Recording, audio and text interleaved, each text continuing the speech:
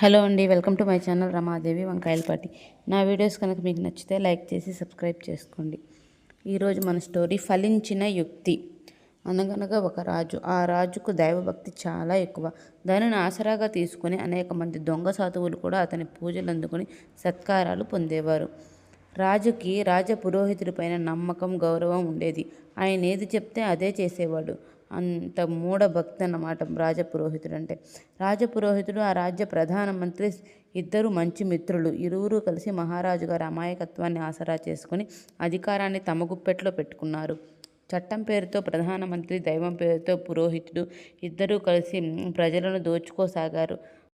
ఒకరోజు మహారాజు సభలో ఉండగా ఒక నూనె గానుగలో పనిచేసే వ్యక్తి, ఇంకా ఒక ధనవంతుడు, వారిద్దరూ సభకు వచ్చారు. గానుగలో పనిచేసే వ్యక్తి తన చేతులకు నూనె కారుతూ ఉంది. అతను రెండు చేతులు జోడించి, మహారాజా, ఈయన ఒక వడ్డీ వ్యాపారి. ఇతని వద్ద నేను ఒక బంగారు కడియాన్ని ఉంచి 100 వరహాలు అప్పుగా తీసుకున్నాను. ఆ తర్వాత వడ్డీతో సహా అప్పు తీర్చాను. నా బంగారు కడియాన్ని ఇవ్వమని అడిగితే ఇవ్వలేదు సరికదా, అప్పే తీర్చలేదని అంటున్నాడు. తమరే నాకు న్యాయం చెప్పాలి అని అన్నాడు. మంత్రిగారు గానుగ వ్యక్తితో, నీవు అప్పు ఇచ్చినట్లుగా ఏమైనా సాక్ష్యం ఉందా అని అడిగాడు. దానికి గానుగ వ్యక్తి లేదు అని సమాధానం చెప్పాడు. అప్పుడు మంత్రి ఆ వడ్డీ వ్యాపారిని చూస్తూ, ఇతను నీ అప్పు తీర్చిన మాట వాస్తవమేనా అని అడిగాడు. దానికి వడ్డీ వ్యాపారి, ఇతను నాకు ఒక్క వరహా కూడా ఇవ్వలేదు. ఇంకా నయం, నా దగ్గరున్న సంచిలోని ధనమంతా తనదే అనలేదు అని వ్యంగ్యంగా జవాబిచ్చాడు. రాజపురోహితునికి బాగా తెలిసినవాడు వడ్డీ వ్యాపారి. ఆ విషయం మంత్రిగారి చెవిలో చెప్పాడు. మంత్రిగారు వెంటనే తీర్పు చెప్పాడు. ఇతని దగ్గర తగిన సాక్ష్యం లేనందువల్ల ఇతని మాటలు మేము నమ్మటం లేదు. కావున వడ్డీ వ్యాపారికి ఇవ్వవలసిన అప్పును తీర్చిన పెదప బంగారు కడియాన్ని తీసుకోవచ్చని మంత్రి తీర్పు చెప్పాడు.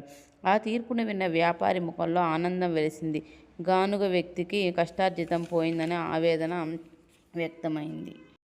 ఇదంతా గమనిస్తున్న సభలోని కేశవుడు అనే వ్యక్తి ముందుకు వచ్చి, మహారాజా, మీరు అనుమతిస్తే గానుగ వ్యక్తి తన అప్పును తీర్చినట్టుగా సాక్ష్యం చూపించగలను అని అన్నాడు. రాజపురోహితుడికి, మంత్రిగారికి ఆ మాటలకు కోపం వచ్చింది. మహారాజు కేశవుడికి అనుమతి ఇచ్చాడు. కేశవుడు వడ్డీ వ్యాపారి వద్దనున్న డబ్బు మూటను తీసుకున్నాడు. రాజభటుల చేత ఒక వెడల్పాటి పాత్రను తెప్పించాడు. దాని నిండుగా నీరు పోయించాడు. ఆ నీటిలో సంచిలోని వరహాలను పోశాడు. అందరూ అతను చేస్తున్న పనిని గమనిస్తున్నారు. కొంతసేపటికి నీటిపై నూనె తేలినట్టుగా కనిపించింది. దానిని మహారాజు గారికి చూపిస్తూ, చూశారా మహారాజా, నీటిపై తేలుతున్న నూనె చుక్కలు, గానుగవాని చేతి నిండా నూనె అంటుకొని ఉన్నది. అతను తన చేతితో ఇచ్చిన వరహాలను కూడా నూనె అంటుకొని ఉంటున్నది.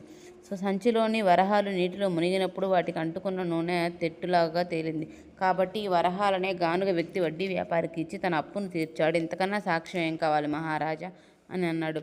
మహారాజు వడ్డీ వ్యాపారిని గద్దించి అడిగాడు. దాంతో వడ్డీ వ్యాపారి తన తప్పును ఒప్పుకొని బంగారు కడియాన్ని అతనికి ఇవ్వవలసి వచ్చింది.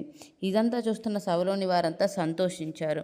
గానుగ వ్యక్తి కేశవుణ్ణి మెచ్చుకున్నాడు. ఇదే మంచి సమయం అనుకుని మంత్రిగారు చేసే దుర్మార్గాలన్నింటినీ మహారాజుకు వివరించి చెప్పాడు కేశవుడు. అలాగే ప్రజలందరూ కూడా వారు చేస్తున్న అన్యాయాన్ని ప్రజల దగ్గర బహిరంగపరిచారు. అప్పుడు మహారాజుకు బాగా కోపం వచ్చి మంత్రిని శిక్షించాలనుకున్నాడు.